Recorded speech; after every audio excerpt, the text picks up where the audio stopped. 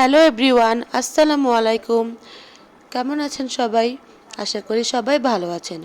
আজকে আমি পালং শাক দিয়ে মাছ রান্না করব। তার জন্য আমি একটি কড়াইতে তেল গরম করে পেঁয়াজ ভেজে নিচ্ছি। পেঁয়াজ ভাজা হয়ে গেলে আমি পানি অ্যাড করে দিচ্ছি। পানি অ্যাড করে আমি সবগুলি মশলা দিয়ে দিচ্ছি।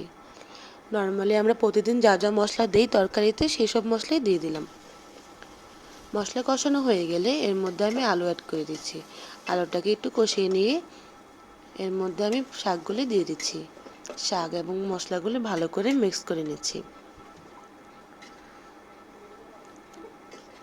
আমি শাকটাকে এখন অল্প আঁচে রান্না করে নেব।